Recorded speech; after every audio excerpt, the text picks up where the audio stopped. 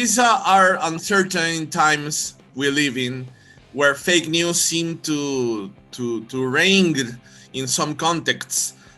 Responsible scientific information is urged, but it needs not to be divorced from attractive content formats. I mean, you have to be very careful with science information, but you have to be very appealing. I mean, you have to compete with fake news and regular news and everything else. So how can you find a balance in scientific communication to be attractive, but also be very serious about what you're talking about? That is the ultimate question, and a very good question. I think it's a cultural thing that we need to think about that's most appropriate for a global audience. So,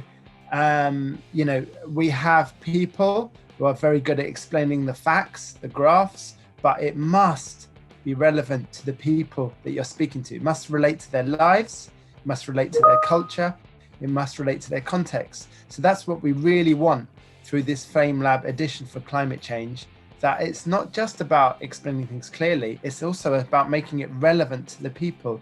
The pandemic has really opened that up from the perspective of, when do we believe science? When do we believe what my personal feeling relates to regarding what I feel comfortable with?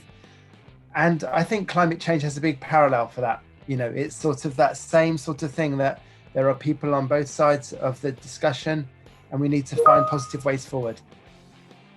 Good. So what can you tell us about these communicational tools that you can grab from FameLab? I mean, what could be the practical benefits for a science communicator or a science, we call here in Peru, scientific divulgadores científicos, no? How can these persons can achieve some of the benefits from FameLab? What could be the benefits from FameLab in this sense? It's lovely to hear it in your own country cultural perspective, but so FameLab, being a global model that's came up with the Cheltenham Festivals, created it. The British Council made it go global. From that perspective, it's got the essence of the core message of content, charisma, and clarity that we think crosses all boundaries regarding countries, regarding what makes good science communication. So it's not just about the winner. It's also about being part of a network. It's about those people that have got a little spark of, I could be doing more, and maybe I would like to meet others from other countries who could help me develop this interest. So, there will be a winner, but it will be about those people that also come in the top 10 or just enter it and realize, actually, I could be doing more in this area. And maybe through entering it, they will realize British Council or other partners that can enable them to develop their interests. We can offer training, we can offer networks, we can offer introductions, but it must be about the person's spark and interest in this area as well. What can you tell us about these 3 C's: the clarity, the charisma, and content? I mean, if you could make us a very brief, in a nutshell, class about these 3 C's. Okay, so content, think about science, think about making sure that it's based on fact and not just hearsay or things that people make up.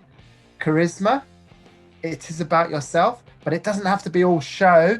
It can also be about the quiet people that can explain things calmly. It's about reaching the audience. And clarity, making sure that people understand the message from your 3 minutes. So, making sure that at the end there is a point to which you've reached regarding the 3 minutes which you've spoken.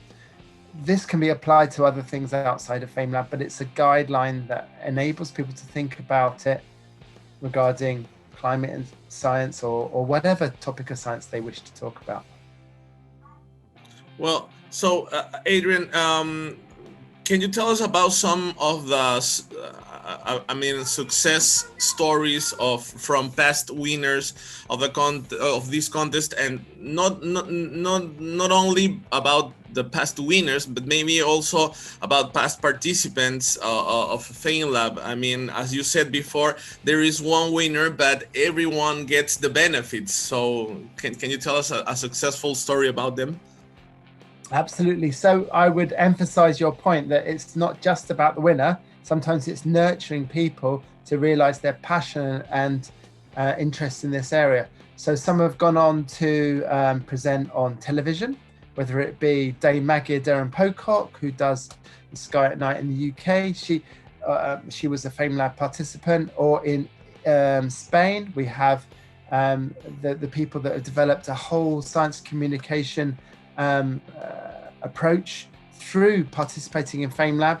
In Bulgaria, we've had people that have gone on to develop master's courses that recognize the importance of science communication. We've had the King and Queen of Spain awarding prizes in Spain. So it's recognized that this is an important part of the science area. But we also want to nurture that from a British Council perspective. We want to be able to give them the next steps. That actually, okay, you're from science communication, but you are advocates for this important element of communicating things globally. And, we are the people that have tried to help you develop those talents. So hopefully from those skills and various angles, we'll have some real great people who can be the next David Attenboroughs or whatever countries relate to. You're nodding, that's a good sign. So, regarding science communication in that way.